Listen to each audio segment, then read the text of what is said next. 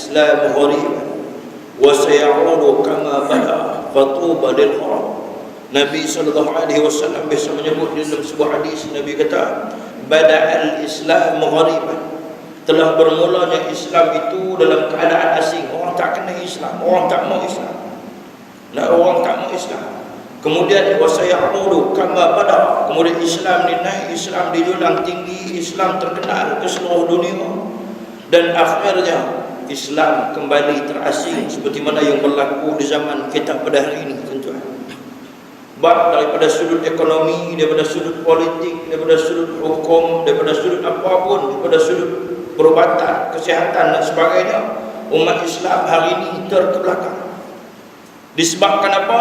Islam hari ini nampak asing daripada kalangan-kalangan manusia yang menghuni bumi Allah Subhanahu wa taala. Jadi tuan-tuan muslimin muslimat yang dirahmati Allah Subhanahu wa taala, jadilah kita golongan-golongan yang asing itu, maka kita adalah golongan yang beruntung di sisi Allah Subhanahu wa taala. Sebab itulah Nabi SAW menyebut, Nabi kata tuba liman yarani wa amana bi wa tuba liman lam yarani wa amana bi sab'a marrah. Nabi kata beruntunglah kamu yang boleh melihat aku dan beriman dengan aku, dan beruntunglah orang yang tidak pernah melihat aku dan kemudian mereka ini beriman dengan aku, maka mereka ini 7 kali ganda keberuntungan mereka. Maksud kita ini golongan yang beruntunglah, tuan-tuan. Cuma kita hanya perlu memperelokkan lagi kehidupan kita dengan kita menjadikan seluruh kehidupan kita ini berlandaskan kepada agama Allah Subhanahu wa taala, berlandaskan kepada Al-Quran, berlandaskan kepada hadis, berlandaskan kepada ijma' ulama, berlandaskan kepada qiyas. Tuan-tuan muslimin muslimat dirahmati Allah Subhanahu wa taala. Hadis ini diriwayatkan oleh sahabat yang nama dia Abu Hurairah. Dan kemudian Abu Hurairah ni memeluk Islam, dia pergi berjumpa dengan Nabi SAW. Dia kata, ya Rasulullah, ya Rasulullah, dia minta Rasulullah SAW supaya mendoakan ibu dia, mendoakan mak dia, supaya mak dia juga memeluk Islam. Kemudian Nabi SAW melaksanakan hajat yang diminta oleh seorang sahabat, iaitu Abu Hurairah radhiyallahu anhu. Tuan-tuan, Abu Hurairah ni dia datang duduk di Madinah, duduk bersama-sama dengan Nabi SAW, dan dia ni tergolong dalam kumpulan yang dipanggil Ahli Suffah, golongan yang meninggalkan kesenangan, kekayaan di kampung dia, dan kemudiannya dia hidup susah payah bersama dengan Nabi SAW. Siapa Ahli Suffah ini? Jadi pendapat para alim ulama mengatakan mereka ini adalah Ahli Sufi, ataupun mereka ini tergolong dalam kumpulan tasawuf. Tapi kita heran, ada orang kata tasawuf ni ayat cak. Allahu Akbar. Tentu jelas jawab dia di akhirat. Kita ni kalau duk kata dekat orang ikut dah. Sebab tu Nabi isyaratkan lidah. Nabi kata dekat seorang sahabat, Nabi kata kita bukannya masuk neraka kadang-kadang bukan disebabkan hati. Kita tidak masuk neraka disebabkan perbuatan kita. Tapi ramai di kalangan manusia yang masuk ke dalam neraka adalah disebabkan, Nabi isyaratkan, asyarah ala lisan. Nabi ambil jari dia, kemudian Nabi isyaratkan kepada lidah dia. Nabi kata disebabkan inilah, Nabi kata ramai di kalangan manusia yang menghuni neraka Allah Subhanahu wa taala, dan disebabkan dia jugalah fayurham, maka mereka ini diselamatkan daripada masuk neraka, masuk ke dalam surga. Tuan-tuan, inilah yang berlaku. Jadi kita ni jangan lancang lidah sangat.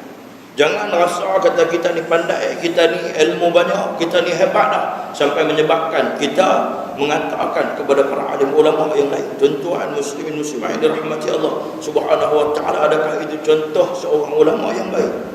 Adakah itu contoh satu orang yang dia ni diamanahkan untuk membawa agama, untuk memberikan kefahaman kepada orang lain? Apakah salah berlakunya perselisihan, berlakunya khilaf di antara manusia ataupun di antara para alim ulama yang juga berlaku pada sahabat-sahabat besar baginda Nabi sallallahu alaihi wasallam? Nah, macam mana di zaman Nabi sallallahu alaihi wasallam itu? Nah, di zaman Nabi sallallahu alaihi wasallam di dalam peperangan Badar. Di dalam peperangan Badar, Nabi sallallahu alaihi wasallam berpendapat bahawa orang-orang tawanan peperangan Badar ni dilepaskan ataupun tak dibuat apa-apa. Tapi pendapat yang datang daripada Sayyidina Umar, Sayyidina Umar ni jadi khilaf dengan Nabi. Dia kata, ya Rasulullah, puak ni kita bunuh babi buak. Pasal puak ni dah buat macam-macam dekat kita, dan mereka ni lah akan menghalang dakwah Islam selepas ni. Tapi Nabi SAW tak buat macam tu. Tapi apa yang dikatakan oleh Umar itu bertepatan dengan wahyu Allah Subhanahu wa taala. Tapi disebabkan baginda Nabi SAW, Nabi SAW ni tuan, dia bagi syafaat bukan takat di sana di akhirat. Atas dunia pun Nabi SAW boleh memberikan syafaat. Pasal puak-puak ahli Badar yang jadi musuh Islam pada ketika itu terselamat disebabkan permintaan Nabi SAW kepada Allah Subhanahu wa taala. Maka Allah Subhanahu wa taala memperkenankan doa bagi Nabi SAW. Adakah sahabat ini juga boleh dikatakan melawan Nabi ataupun tak ikut Nabi? Tentuan inilah yang berlaku di dalam dunia Islam hari ini. Kita jangan sampai duduk dalam keadaan dia panggil apa? Dia panggil terlalu berat, terlalu keras kita, yang menyebabkan kita menuduh para alim ulama yang mereka ini berjalan pada jalan Allah Subhanahu wa taala, dan kita mengatakan ilmu yang timbul daripada pendapat-pendapat mereka yang juga bersandarkan kepada Al-Quran dan juga hadis Nabi SAW dikatakan satu ilmu yang salah. Pada jalan yang kita lihat pada hari ini tuan, hari ini hak kita hari ini, haduk karang kitab hari ini, haduk buat buku hari ini, sebab apa tuan? Disebabkan nak cari peluang dunia, nak cari harta dunia, berbanding dengan para alim ulama dulu yang mereka ini karang kitab disebabkan untuk memberikan ilmu kepada orang-orang yang akan datang. Tuan, begitulah juga kaedah-kaedah. Contohnya kitab Baqaratul Amani, kitab yang berkaitan dengan ilmu tauhid. Kitab itu yang dikarang yang menggunakan kaedah ataupun uslub Al-Quran. Adakah itu cara yang salah? Nah, inilah yang berlaku di zaman kita hari ini. Banyak ancaman, banyak ujian yang Allah Subhanahu wa taala saja biarkan supaya Allah Subhanahu wa taala nak mengangkat darjat kita yang berjuang pada jalan Allah Subhanahu wa taala. Balik kepada hadis tadi, an Abi Hurairah radhiyallahu anhu qala wa anhu anna Rasulullah sallallahu alaihi wasallam qala atadruna manil muflis. Nabi SAW pada satu hari bertanya akan kepada sahabat, tahukah kamu siapakah orang yang muflis itu? Nabi tanya sahabat doa ramai. Kemudian Nabi tanya, atadruna manil muflis? Hampa semua ni tahu tak siapakah golongan ataupun apakah yang disebut sebagai muflis itu? Kemudian qalu ni jawab sahabat Nabi, al-muflisu fina. Itu sahabat menjawab, dia kata orang yang muflis di kalangan kami itu ialah seseorang yang tidak memiliki dirham, tidak memiliki wang, tak ada duit. Itu pada pandangan kita sejak daripada zaman sahabat, sejak daripada beberapa zaman tuan, sampailah zaman kita hari ini, sampailah ke hari kiamat esok, orang akan nampak orang yang miskin itu, orang yang muflis itu ialah orang yang tak ada duit, orang yang tidak berharta. Nah, orang yang tidak berharta, itu satu pada pandangan kita. Nah, yang tu yang mengikut pandangan kita yang hanya menggunakan otak kita. Sebab tu tuan Nabi SAW menyebutkan hadis yang saya sebut tadi. Kalau sekiranya kita menggunakan akal semata-mata untuk berdakwah, untuk hidup di atas muka bumi Allah Subhanahu wa taala, kehidupan kita ini akan jadi sia-sia tanpa wahyu. Sebab itulah bercakap, biarlah menggunakan wahyu Allah, biarlah menggunakan pendapat para alim ulama, biarlah berpandukan kepada hadis Nabi SAW, bukan bercakap mengikut hawa nafsu. Apabila kita bercakap mengikut hawa nafsu tanpa mementingkan hal-hal yang berkaitan yang menyebabkan kita ini akan dihumban ke dalam neraka, sebab itulah lihat lancak lidah kita menyebutkan satu-satu perkara tanpa ada usul periksa yang baik. Sebab tu kalau kita nak tengok kepada keadaan kehidupan kita atas muka bumi Allah Subhanahu wa taala, kalau kita dah fikir dengan logik akal, kalau dah fikir dengan akal kita saja, tuan-tuan, kita tengok tiap-tiap tahun ni kita ni sembelih lembu, tiap-tiap tahun buat kenduri korban, sembelih lembu, tak kira kenduri kahwin ni.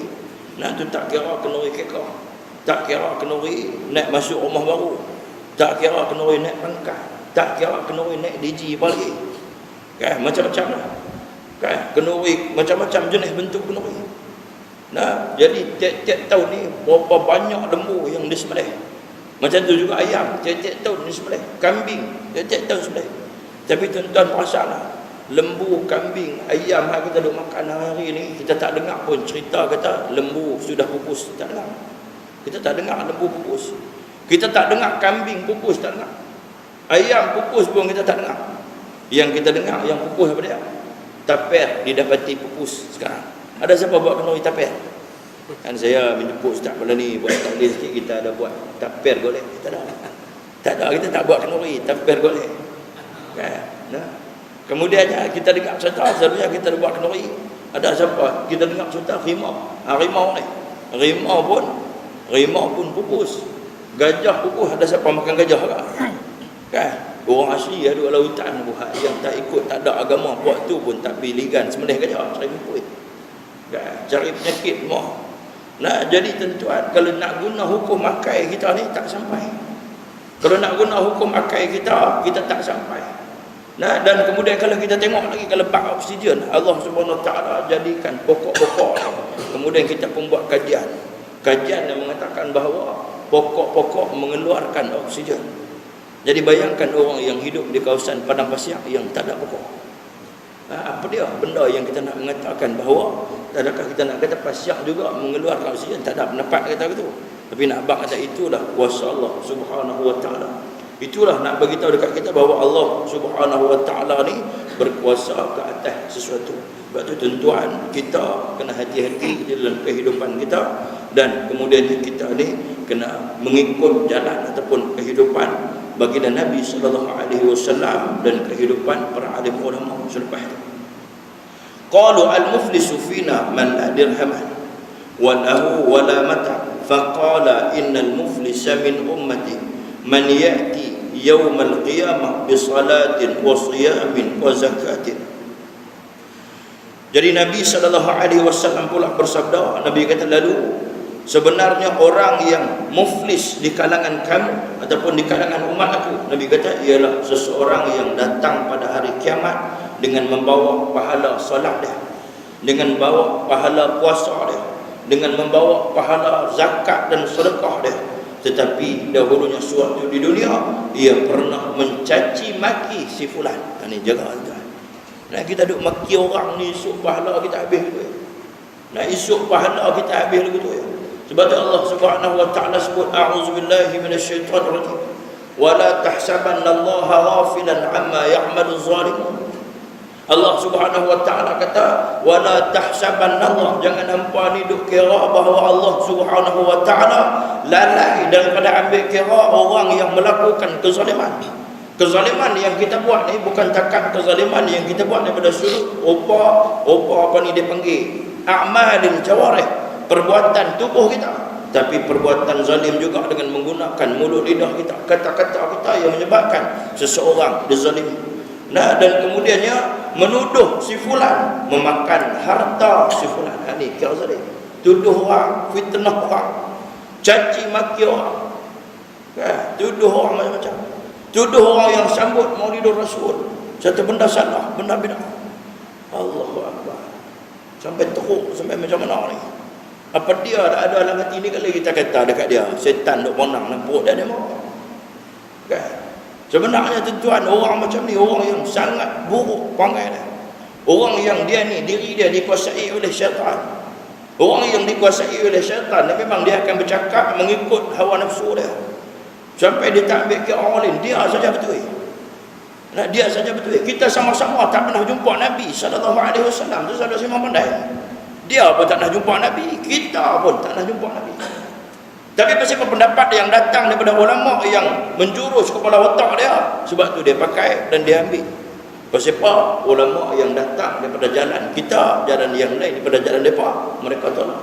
Ini adalah satu perbuatan yang teruk. Tuan-tuan, kita tengok sahabat Nabi, kita tengok perjalanan-perjalanan para alim ulama yang selepas itu. Al-Imam Syafi'i rahimahullah. Lah ni tuan-tuan, dia pakai tu guna pendapat Imam Syafi'i pula. Dulu ni habis tak mau pakai. Tak terikat mana-mana mazhab menyebut. Dulu tak mau.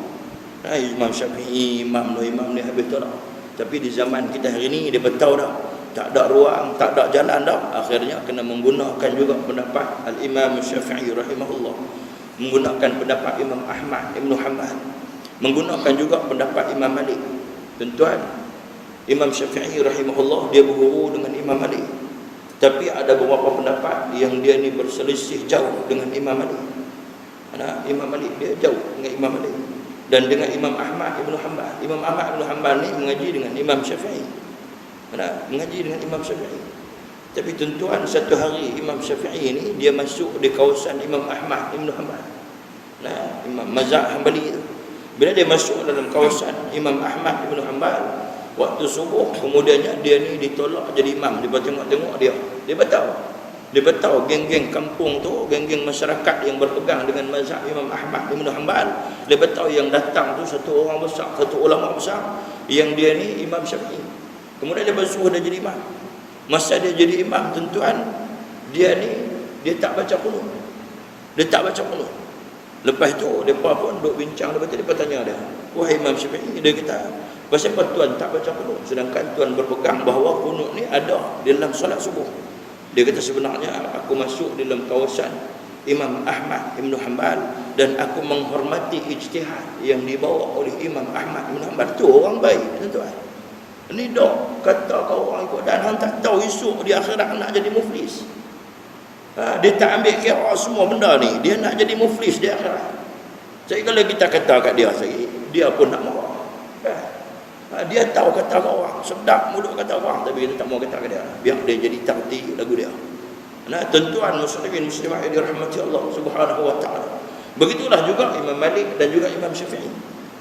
Imam Syafi'i rahimahullah dia baca qunut waktu macam kita baca. Kita ikut mazhab dia. Kita baca waktu bila? Kita baca waktu selepas kita rukuk. Kita panggung daripada rukuk, waktu yang i'tidal kita baca qunut. Kemudiannya Imam Malik pula dia baca sebelum rukuk. Selepas baca Fatihah, selepas baca surah, dia terus baca qunut dan kemudian baru rukuk. Imam Abu Hanifah pula mengatakan bahawa tak ada qunut kecuali qunut nazilah. Qunut nazilah saja. Begitulah juga dengan Imam Ahmad. Imam Ahmad pun berpendapat sama. Dia kata tak ada qunut melainkan qunut nazilah. Jadi tidak berlaku perselisihan dan tidak berlaku apa-apa masalah di kalangan imam-imam mazhab yang besar.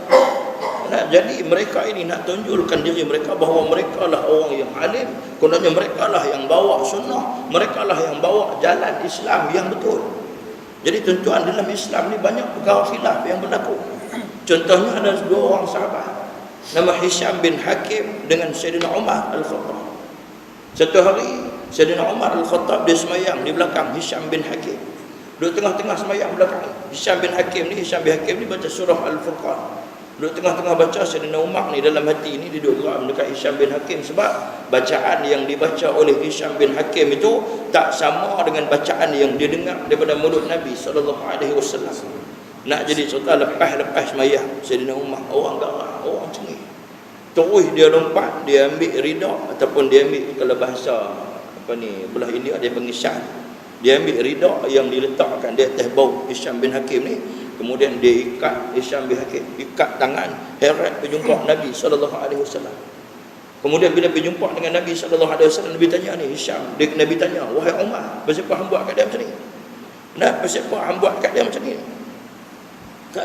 Kemudian Nabi kata, "Lepaskan dia dulu. Lepas dia dulu." Kemudiannya Sayyidina Umar lepas dia. Kemudian Sayyidina Umar kata, "Ya Rasulullah." Dia kata, "Tadi aku semayang bersama dengan Hisham bin Hakim. Tapi aku dengar dia baca satu ayat yang belum pernah aku dengar cara bacaan seperti mana yang dibaca oleh Hisham. Dan aku tidak pernah mendengar walaupun sekali engkau membaca bacaan yang seperti mana dibaca oleh Hisham." Kemudian Rasulullah SAW kata, "Wahai Umar, wahai Hisham, dua-dua Allah ni apa baca?" Mula-mula Hisham bin Hakim baca. Kemudian Nabi kata, "Benar, sadaqah Hisham. Hisham baca ni betul, wahai Umar." Kemudian Sayyidina Umar pula baca. Sayyidina Umar jadi takutlah. Bila dia dengar kata Nabi kata bacaan Hisham ni betul, dia kata aku tak betul. Cuma dia tak lari lah. Kalau kita tak betul, kita tuang lari lah. Dan kita ada buat tak betul, balas duit surau ke apa tak main dah, tak lintas dah. Kita tak betul, kita adalah cakap silap dengan siapa ke, kita lari lah. Kita tak berani berdepan dengan masalah.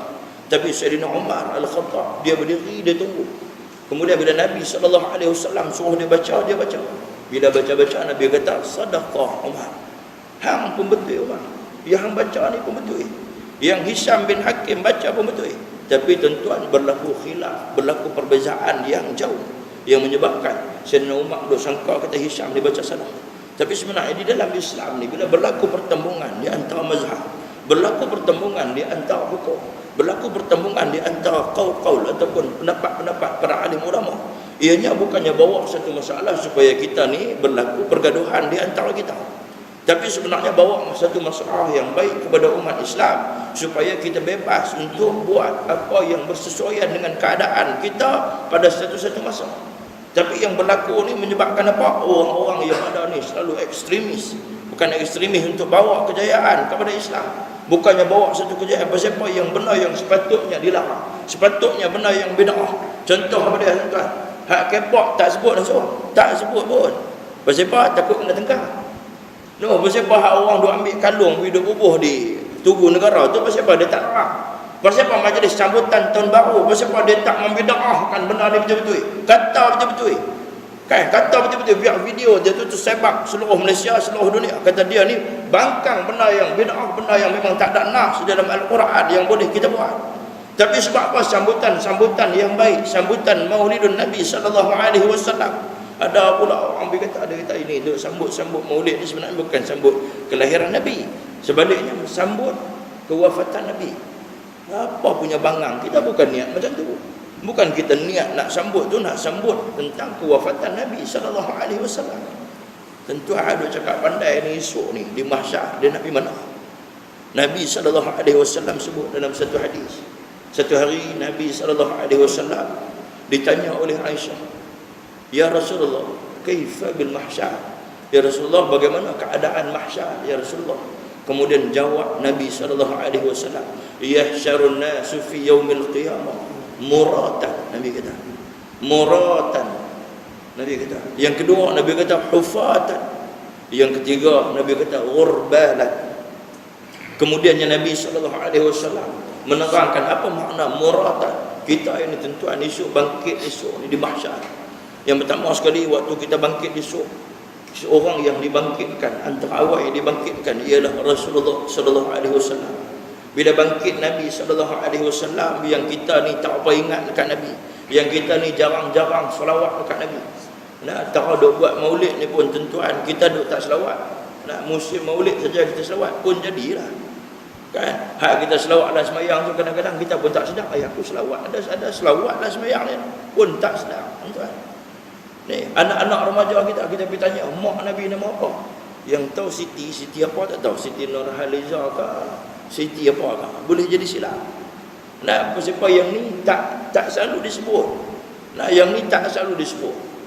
Tapi sekurang-kurangnya kalau ada majlis, kalau ada sambutan, sekarang kita panggil dan kita buat ceramah, kita buat baca kitab Syama'il Muhammadiyah, kita baca kitab sirah.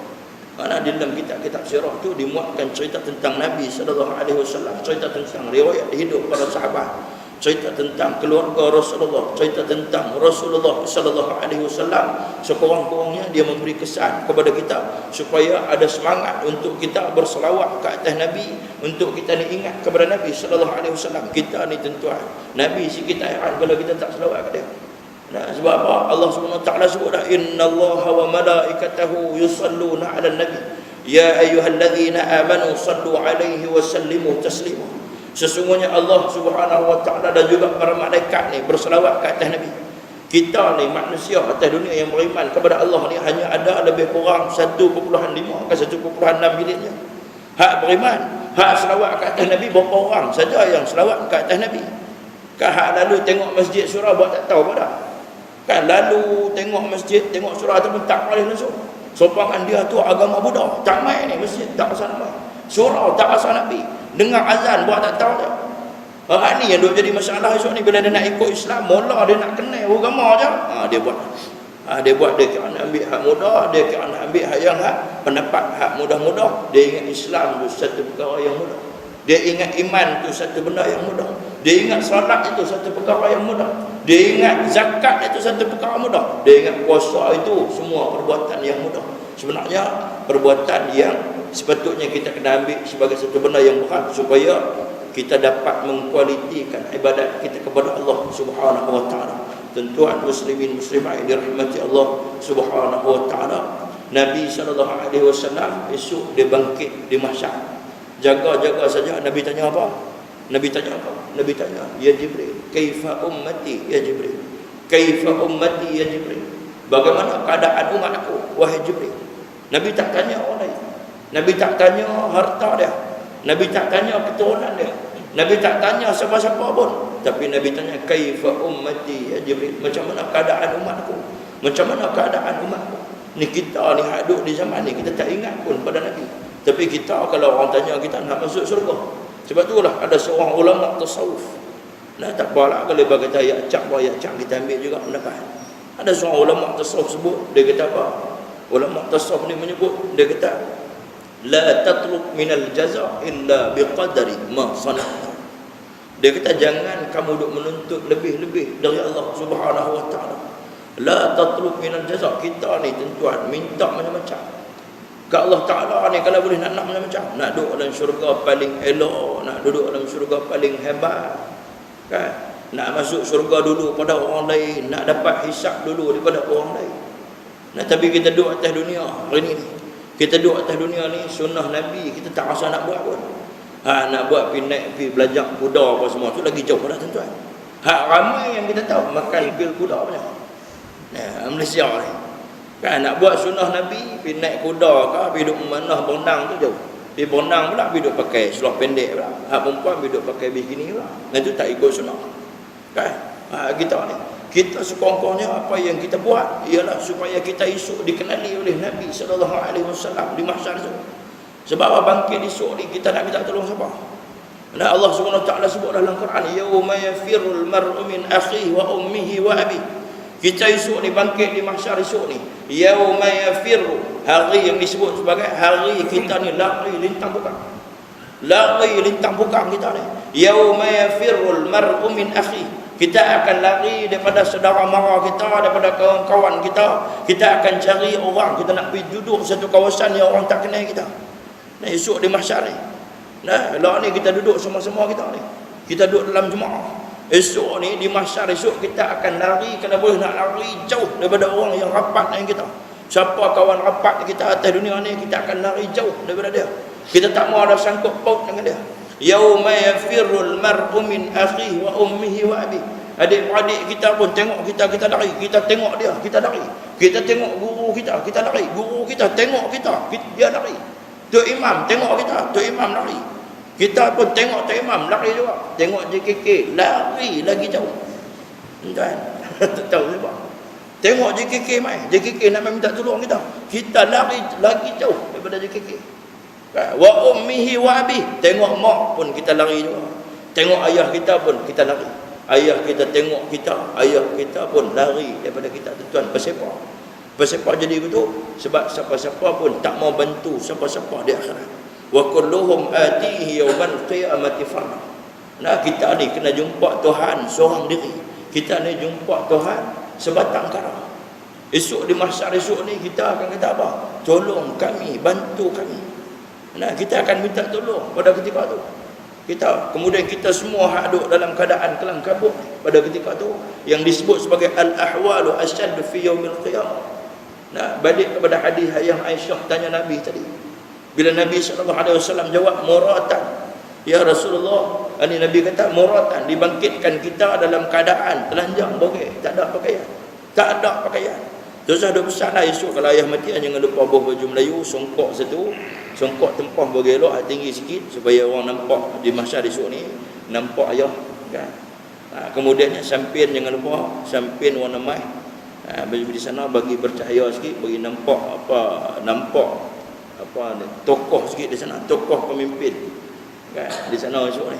Dia kata apa-apa pakaian pun tak boleh kecuali orang-orang tertentu yang Allah Subhanahu wa taala akan anugerahkan pakaian kepada mereka. Kemudian bangkit pula dalam keadaan disebut sebagai hufatan. Tak ada kasut apa, kaki ayam. Bukan kaki kita tukar jadi kaki ayam dah. Tak pakai kasut, tak ada kasut apa. Jadi kalau mati esok tu ada pesan lah dekat anak, suruh bubuh selipar ke ataupun bubuh cap bata, tahan sikit, kalau kena hari kiamat pun tak hancur semua tuan. Terus ada habaq lah, kasut jenis bata ke jenis apa ke, semua akan musnah esok. Kemudian dia bangkit dalam keadaan disebut sebagai ghurbanan, bangkit dalam keadaan asai, tak masuk jawi, tak bersunat. Nah, kalau orang lelaki ni kulum dia tidak bersunat. Tidak bersunat, tak kira dia siapa. Dia bos ke atas dunia ni, dia bos. Atas dunia ni dia tok imam, ustaz ke, semuanya tak dipotong pada ketika tu. Nak bangkit dalam keadaan macam tu. Kemudian Aisyah kata, ya Rasulullah, kalau macam tu malulah aku, ya Rasulullah. Kemudian Nabi kata, al-ahwalu asyaddu fi yaumil qiyamah. Hari kiamat ni satu hari yang sangat dahsyat sehingga engkau tak dan nak fikir pasal diri duk telanjang. Tak dan nak fikir pasal diri, tak dan nak fikir pasal siapa pun. Pasal diri sendiri pun tak tahu dah nak fikir. Kita pula pada ketika tu ni, bila kita ni esok ni bakat nak minta tolong, bakat nak cari siapa-siapa yang boleh bagi syafaat dekat kita. Kita pun duk berhimpun ramai-ramai lari pergi cari, pergi berjumpa dengan Abul Bashar. Siapa dia Abul Bashar? Nabi Adam. Semua pakat pergi lari jumpa Nabi Adam. Kemudian kata dekat Nabi Adam, ya Abul Bashar, ya Abul Bashar, wahai bapa kepada sekalian manusia, engkau ni adalah manusia istimewa, engkau manusia yang pertama dijadikan oleh Allah Subhanahu wa taala. Kami mai ni kalau boleh nak minta tolong, isfa' lana ya Abul Bashar.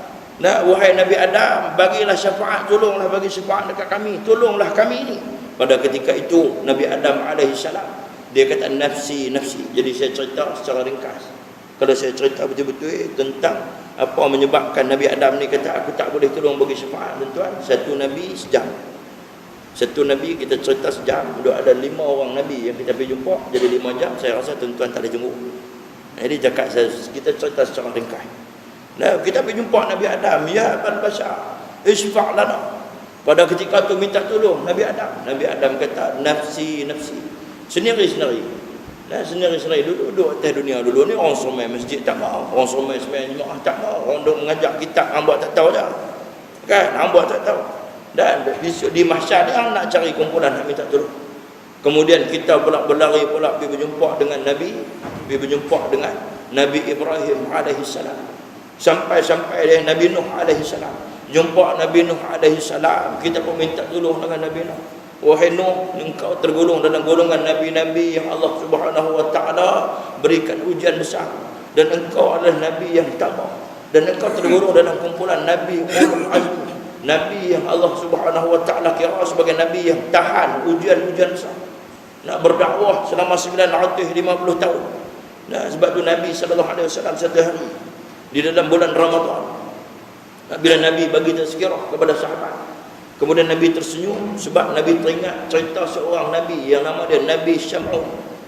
Nah, Nabi SAW diperlihatkan oleh Allah Subhanahu wa taala bahawa ada seorang Nabi yang berjalan melenggang masuk ke dalam syurga dengan memegang di tangan dia ada sebilah pedang. Dia ni Nabi tapi dia masuk syurga seorang diri. Sebab tak ada kaum, tak ada umat yang ikut dan beriman dengan dia pada ketika tu. Nah, bini dia sendiri ni geng dengan kawasan Rom, kerajaan Rom. Dan bini dia Nabi Syam'un ni dia hidup di kawasan Rom Timur. Rom Timur ni dia nak sampai kepada kawasan Arab pada ketika tu.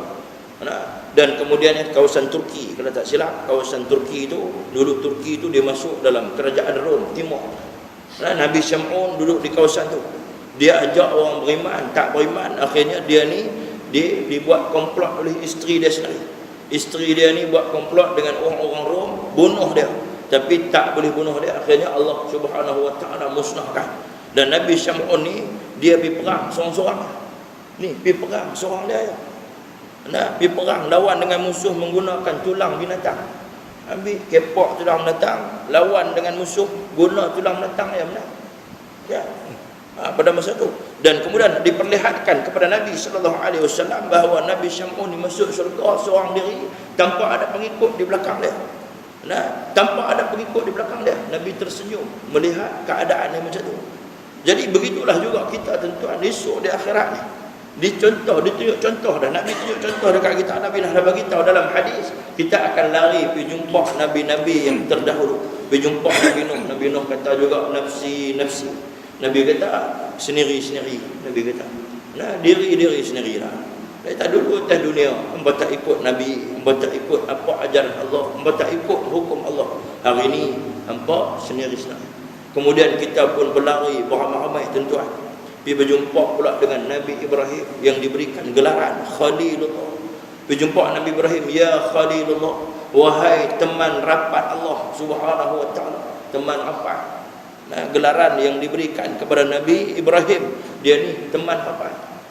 Ya Khalilullah, dia kata isfa' lana, berikan syafaat kepada kami. Kita pergi jumpa Nabi Ibrahim, minta syafaat, minta pertolongan daripada Nabi Ibrahim alaihi salam. Tapi apa kata Nabi Ibrahim? Nabi Ibrahim kata nafsi, nafsi, diriku dan juga diriku. Maksudnya kita sendiri-sendiri. Hampa diri hampa, aku diri aku.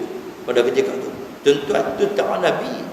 Ni Nabi dia pun cakap macam tu. Dia pun sebut nafsi, nafsi. Nabi Ibrahim pun sebut nafsi, nafsi. Kemudian tuan-tuan, kita lari pula pergi berjumpa dengan Nabi Musa alaihi salam. Pergi berjumpa dengan Nabi Musa, ya kalimullah. Ya kalimullah, wahai Nabi yang boleh bercakap terus dengan Allah Subhanahu wa taala. Sungguh istimewa engkau sebab engkau ni boleh terus bercakap dengan Allah. Jadi boleh tak lah ni bercakap dengan Allah, minta supaya isfa' lana, diberikan syafaat kepada kami, diberikan bantuan kepada kami. Pada ketika itu Nabi Musa alaihi salam kata apa? Nafsi, nafsi, diriku, diriku, diriku dan diriku. Kan? Nah, kita macam tu lah esok. Sampai di sana begitulah keadaan kita. Akhirnya kita pergi cari Nabi Isa alaihi salam. Pergi jumpa Nabi Isa alaihi salam. Kita kata pula dekat Nabi Isa, wahai Isa ruhullah, wahai Isa Nabi yang Allah Subhanahu wa taala tiup roh masuk dalam jasad. Nabi yang ditiupkan roh oleh Allah Subhanahu wa taala. Sebab itulah tuan-tuan, puak-puak Kristian ni mereka kata Nabi Isa ni anak Tuhan. Nah, mereka putar balik cerita yang sebenar. Mereka kata Nabi Musa ini adalah anak Tuhan. Dan kemudian apa berlaku selepas itu tuan-tuan? Selepas itu Nabi Isa kata nafsi, nafsi. Ada juga orang tuan-tuan, dia kata kita duk lari-lari apa? Dan tadi masa ni nak lari apa? Dah tahu dah cerita ni. Ni dah tahu dah cerita kata Nabi-Nabi lain tak boleh bagi syafaat, Nabi ni tak boleh tolong. Nabi tu duk relax sudah lah, tunggu nampak Rasulullah lintas nak ligan Rasulullah. Ada orang cakap pandai tu. Dia kata duk ligan buat letih dia tak lah, dengan ayak tak ada, dengan karan tak ada, dengan gelap baju tak ada, apa satu pun tak ada, kasut pun tak ada, dengan panas peduk lari tak ni buat letih, buat korang ayak dalam badan. Sagi apa dia panggil apa? Dehydration. Dehydration nak masuk ubat tak mana bukan ada hospital sana. Lah tak apa boleh duk tambah ayak. Dia buat cakap pandai dia tu. Kita semua akan melakukan perbuatan yang macam tu sebab apa? Asyaddu ahwalu asyaddu fi yaumil qiyamah. Satu tempat yang sangat dahsyat yang kita tak boleh bayang dengan kepala otak kita tuan-tuan. Nah, kita tak boleh bayang dengan kepala otak kita. Kita dengar cerita sahabat-sahabat kita di Kelantan pun kita takut dah. Duduk dalam hutan 3 hari. Duduk atas bumbung rumah 3 hari. Tak ada makanan, tak ada elektrik, anak duduk teriak. Kan? Nah, pakai pakaian tu saja. Nah, duduk dalam keadaan gelap 3 hari, 3 malam. Nah, dalam keadaan gelap, dengan hujan duduk turun, dengan keadaan susah. Nah, tak ada makanan. Bila turun mai ni, jumpa orang di jalan tanya, ada nasi dah. Sampai tahap tu bayangkan kita esok di mahsyar tuan. Tak ada RNR, tak ada satu apa pun. Nah, sementara nak jumpa dengan Nabi SAW ni kita cukup teruk.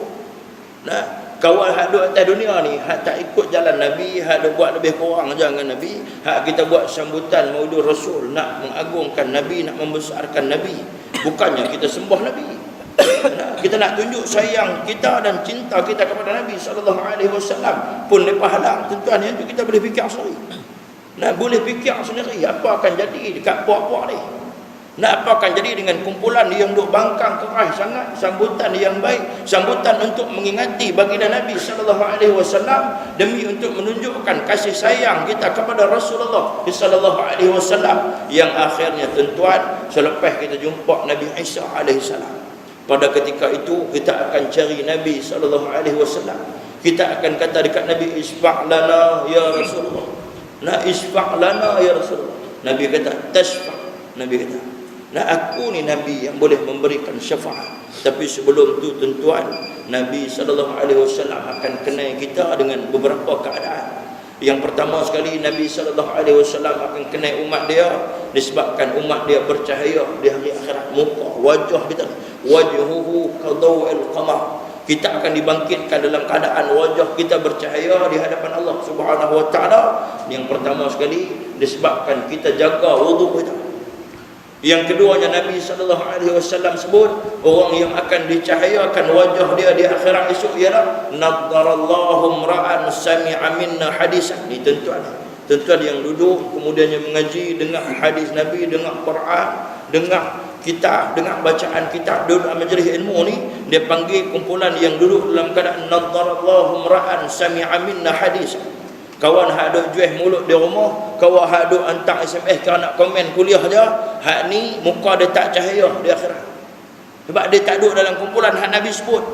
Duduk di rumah tu, duduk tengok amanah salah ustaz ni ada cakap silap lagi dah SMS. Dia kira cari silap ustaz. Dia bukan ambil hadis ni, hak naddarallahu ra'an sami'a minna hadis.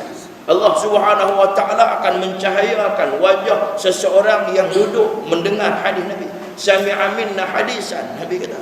Dia ni dengar hadis, dia ni dengar ilmu yang disampaikan, Allah akan cahayakan wajah dia di akhirat. Tuan-tuan cuba balik suluh cermin muka tuan-tuan. Dengan muka geng tiga lain tak nak main masjid tu. Sama ke tak? Ataupun abang kawasan ke, tapi balik tengok. Balik renung tengok muka, lepas tu pergi cari geng tiga lain, nak datang mana sini, pergi cari. Pergi belah-belah Penang kan, cari geng 06 ada air. Geng 06, Saki-Baki geng 06, tapi pergi hati-hati dah. Pergi tengok renung muka mereka, lepas tu tengok dalam cermin muka kita. Sama ke tak? Kalau sama, balik main mengaji-kajian lagi. Itu boleh duduk dekat lagi dengan tuang ni. Jangan rabat tuang ni sudah. Main duduk gantung di tuang ni. Berat dah. Jadi macam tu. Pergi tengok geng-geng tiga lain ni. Ada muka lagu mana, hak geng-gangster duk pukul orang apa semua ni. Tonton tengok muka macam mana mereka. Mesti muka gandai, muka tak ada cahaya. Sebab ayat semayang tak kena, mengaji pun tak ramai. Kemudian golongan yang ketiga yang Nabi kata esok aku akan kenal di akhirat esok, golongan-golongan yang mereka ini man qala la ilaha illallah mi'ata marrah kulla yawmin. Golongan yang mereka ini tiap-tiap hari sebut perkataan la ilaha illallah 100 kali tiap-tiap hari. Tiap-tiap hari ini sebut perkataan la ilaha illallah ni 100 kali tiap-tiap hari. Mereka ini akan dibangkitkan oleh Allah Subhanahu wa taala. Wajhuhu ja'ahu fi yaumil qiyamah wajhuhu kadawil qamar. Wajah mereka ini akan bercahaya di akhirat esok disebabkan kalimah la ilaha illallah, disebabkan mereka ini sebut perkataan la ilaha illallah. Nah, hak yang jenis mulut suka kata kat orang, muka dia tak bercahaya esok. Tengok sebab kita tengok sehari ni, kita sebut kalimah Allah banyak ke, kita kutuk orang ataupun tak kutuk pun ni tangan yang jahat. Dia mengejak kutuk, caca marbah, mengejak. Kan, dia kita ni semua karut semua ni. Dia kata dia saja betul. Duduk di rumah tu bukan apa, duduk rombang. Nak dengar, bukan nak main mengaji, bukan nak cari ilmu, bukannya nak duduk bersama-sama dengan jemaah untuk cari redha Allah Subhanahu wa taala. Tuan-tuan muslimin muslimah yang dirahmati Allah Subhanahu wa taala. Kemudian Nabi SAW sebut, maka akan diberikan kepada orang yang teraniaya itu daripada pahala kebaikan orang tadi. Jadi kita pergi buat naya ke orang, pahala kita akan diambil. Betul dalam hadis Nabi SAW disebut. Nabi kata taji'ul a'mal yaumul qiyamah. Hadis tu panjang. Nah, kita ringkaskan. Nah, bukan nak ringkas hadis Nabi, nak cerita mafhum. Nabi kita esok akan bangkit di mahsyar, berdiri di mahsyar. Akan datang semua amalan-amalan kita dalam bentuk zat. Hari ini amalan kita tak nampak. Pahala sembahyang tak nampak, pahala puasa kita tak nampak, segala kebaikan yang kita buat kita tak nampak. Tapi kemudian di akhirat esok ni Nabi SAW sebut dah, kata pahala-pahala semua ni akan datang dalam bentuk zat, termasuklah keislaman kita kepada Allah Subhanahu wa taala. Jadi bila datang semua benda ni, semua pahala ni datang, Nabi SAW sebut bika akhudhu wa bika u'ti. Disebabkan Islam kita, disebabkan kefahaman kita tentang Islam, disebabkan kefahaman kita tentang agama Islam ni lah menyebabkan segala amalan kita ini diterima oleh Allah Subhanahu wa taala, ataupun amalan-amalan ini akan ditolak seluruhnya. oleh Allah Subhanahu wa taala. Tuan-tuan muslimin muslimat yang dirahmati Allah Subhanahu wa taala, begitulah juga kita sampai di mahsyar esok, kalau sekiranya kita melakukan kezaliman kepada orang lain dalam bentuk percakapan, dalam bentuk perbuatan, dalam bentuk tulisan ataupun dalam bentuk apa saja, maka pahala kita ni akan diambil dan diberikan kepada orang yang kita zalim. Setelah habis pahala tersebut, habis pahala kita pun bukan banyak pahala pun. Siapa berani kata dia pahala banyak? Tak berani. Kita pun tahu sukat lah. Kita tahu sukat diri kita. Semayang waktu berapa rakaat dah. Kemudian semayang sikit lah. Yang rajin sikit main Ramadan, tu pun duk komplain Nabi buat 8 dia. Dia kira tu ya, komplain. Sempahang tu pahala banyak lah, saya memang pandai. Dah 8 kat berapa kan nak buat mulut tu jangan jahat. Mulut tu jangan jahat. Dah lah buat sikit, lepas tu duduk komplain pula. Tadi dia komplain tadi menyebabkan tak ada apa. Benda khilaf, benda yang berlaku khilaf ni tak ada jadi masalah. Tapi bila komplain, jadi dia ni nak tuduh orang tak betul. Sikap macam ni tuan-tuan, sikap yang tak boleh diambil contoh, tak boleh diambil teladan, tak boleh dijadikan sebagai ikutan. Orang yang baik, orang yang berlapang dada, orang yang ambil jalan tengah, orang yang bersabar, orang yang dia redha, orang yang faham dengan pendapat orang lain. Bukannya dia kira dia saja, bukannya dia kira pendapat dia saja, bukan dia kira dia saja betul, orang lain semua tak betul. Sedangkan semua kita ni satu saja. Kita ni rayah kita ialah bawa kepada redha Allah Subhanahu wa taala. Macam mana kita duk mengaji?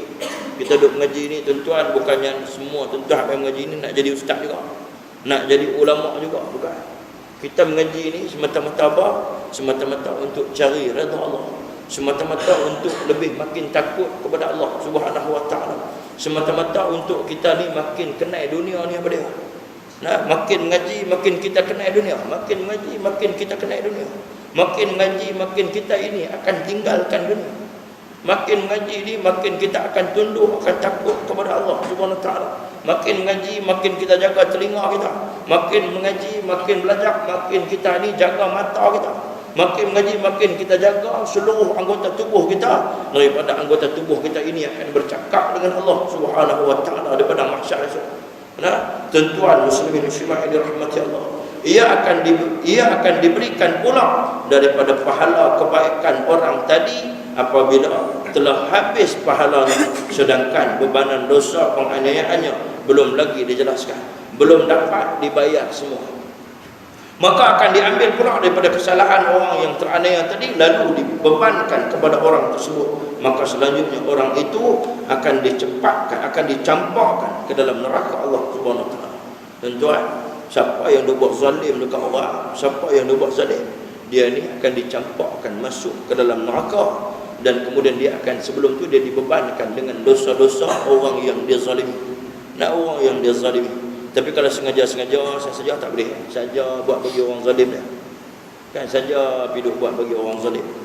Supaya apa? Dia boleh ambil pahala kau tu. Dia boleh ambil pahala kau tu. Yang tu saja buat kai tak boleh. Saja buat kai tak boleh. Macam ada orang beli insurans, dia beli insurans. Dia ambil sampai umur 70 ke 80. Kemudian umur 79 pergi telan racun bagi mati. Siapa nak ambil insurans? Itu tak boleh. Itu tak boleh. Dia cek balik rupanya, oi hang ni sengaja pergi telan racun. Sangat saja pergi telan racun supaya anak dia, bini dia boleh dapat insurans. Dia cek balik tak dapat juga. Macam itulah juga kita dah buat kerja supaya orang zalim, orang ni zalim kita pun tak boleh. Tuan-tuan muslimin muslimat ini rahmati Allah Subhanahu wa taala, sebenarnya yang tu mukadimah baru mukadimah. Ni yang betul ni. Kita baca sikit, kita ambil berkat pada kitab yang dikarang oleh para alim ulama. Kita ni siapa saja tuan-tuan. Macam saya ni, saya bukan ulama. Saya ni tukang baca, tukang sampai saja. Jadi tuan-tuan, insya-Allah kita sama-sama baca kitab. Hari ini kita masuk ayat yang seterusnya, ayat yang ke-29. A'udzu billahi minasy syaithanir rajim.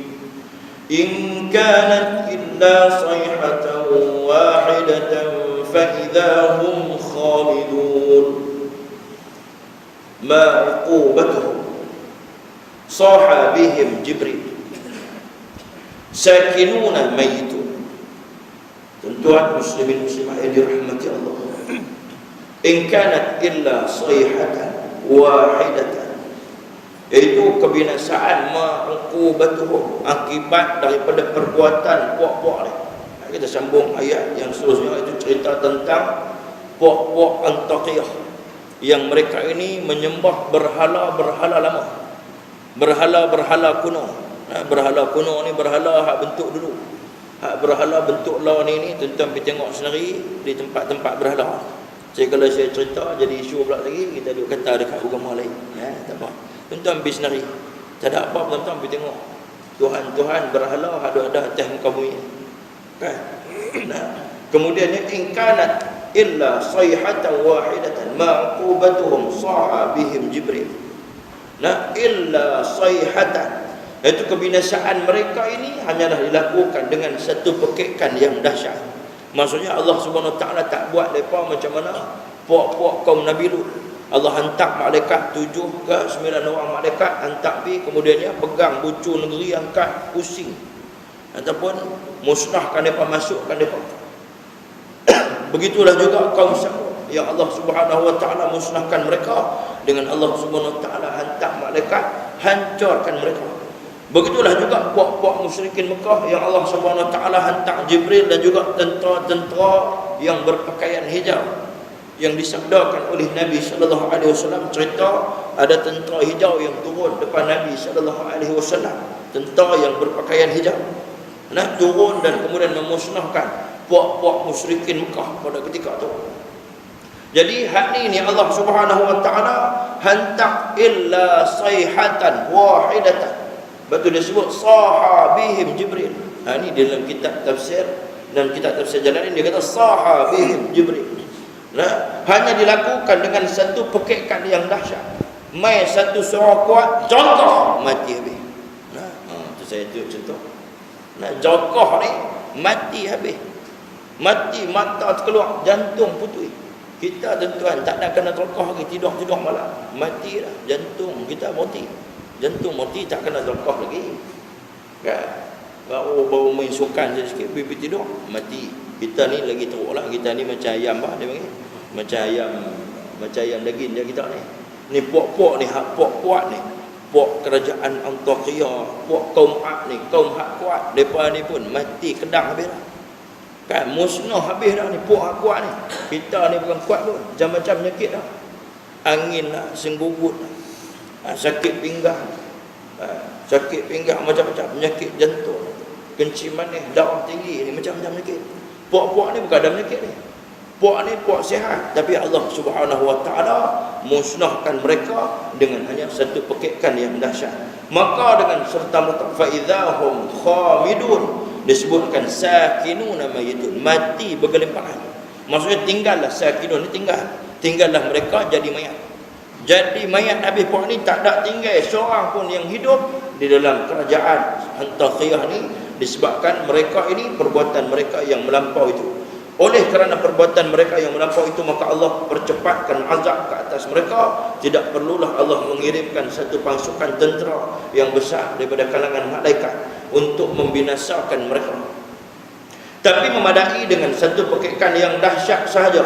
Ada ulama mengatakan ia berlaku pada hari ketiga selepas mereka membunuh Habibun Najjar yang kita cerita dan saya ulang itu. Dan juga yang mengatakan ia berlaku pada hari Habib dibunuh. Itu diambil daripada tafsir Haqqi. Dan kemudian sayhatan wahidatan, satu teriakan dan jeritan ataupun letusan suara yang menggemparkan bumi yang sangat dahsyat, keras, menggerunkan dan menakutkan sehingga mati orang yang mendengarnya. Dari manakah datangnya suara jeritan dan teriakan itu? Jadi pendapat Abdullah bin Abbas dan juga As-Suddi mengatakan dia kata, tempikan dan teriakan yang dahsyat itu datangnya daripada malaikat Jibril alaihissalam. Begitulah juga Ibnu Jarir, pendapat yang kedua mengatakan, Ibnu Jarir disebut dia kata Allah Subhanahu Wa Taala menurunkan teriakan itu dari langit. Wallahu a'lam macam mana bentuk dia. Fa idzahum khamidun, oleh kerana dahsyatnya teriakan itu, itu, maka dengan serta-merta mereka semua senyap sunyi, tidak bernyawa dan tidak lagi bergerak. Tidak ada seorang pun yang terselamat daripada kalangan puak-puak Antakiyah ini, ataupun disebut sebagai ashabul qaryah. Nah, khamidun maknanya ialah lenyapnya nyawa mereka sebagaimana padamnya api lalu meninggalkan abu. Nah, mayat dia ada bergelimpangan. Nah, mayat ada bergelimpangan, tapi nyawa ataupun roh sudah tidak ada lagi. Ini menunjukkan dia kata betapa dahsyat dan cepatnya kematian mereka. Jadi di dalam tafsir Al-Azhar, khamidun disebut berarti orang yang tidak bernafas lagi, misalnya kerana disebabkan tertimbus oleh tanah. Ada pendapat kata depa ni mati pasal tertimbus tanah. Bila dah kena jongkok, bangunan runtuh, rumah depa runtuh, tanah ni terbelah, depa ni masuk dalam tanah, tertimbus di dalam tanah. Ataupun ada yang duduk di kawasan ayak, depa ni terbenam di dalam ayak. Terbenam dalam ayak. Ada pendapat yang mengatakan mereka ni hidup di kawasan air, di kawasan berhampiran dengan air, atau kerana terkurung dalam satu lubang disebabkan udara tidak dapat masuk sehingga mati sendiri. Disebutkan di dalam kitab Tafsir Al-Azhar. Pengajaran daripada ayat yang kita bacakan tadi, tiada sesiapa pun yang mampu melawan kuasa Allah Subhanahu wa taala, dan amat mudah baginya membinasakan sesiapa sahaja yang dikehendakinya. Jadi yang keduanya, Allah Subhanahu wa taala nak menunjukkan bahawa Jibril alaihi salam makhluk yang diciptakan oleh Allah Subhanahu wa taala tu baru makhluk yang dicipta. Tuhan tidak lagi Tuhan Allah Subhanahu wa taala ni baru hantar makhluk yang dia cipta, yang kita ni tak mampu nak lawan. Nah, baru dihantar Jibril mai jatuh saja kita dah tak mampu lawan. Bayangkan esok kita bangkit daripada mahsyar, kita kena berdepan dengan Allah Subhanahu wa taala. Tuan-tuan muslimin muslimah yang dirahmati Allah Subhanahu wa taala. Jadi saya nak berpesan kepada tuan-tuan, ambillah peluang selagi mana Allah Subhanahu wa taala bagi masa dekat kita. Dalam satu hadis yang disebutkan oleh baginda Nabi sallallahu alaihi wasallam, a'dzarallahu ila imri'in hatta akhara ajalahu 60 sanatan. A'dzarallahu ila imri'in, Nabi sallallahu alaihi wasallam sebut, Nabi kata Allah Subhanahu wa taala tak akan ambil kira keuzuran yang kita ni habang dekat Allah esok bila mai tua tak lapar, berjalan pelan pada korang. Korang laju lagi.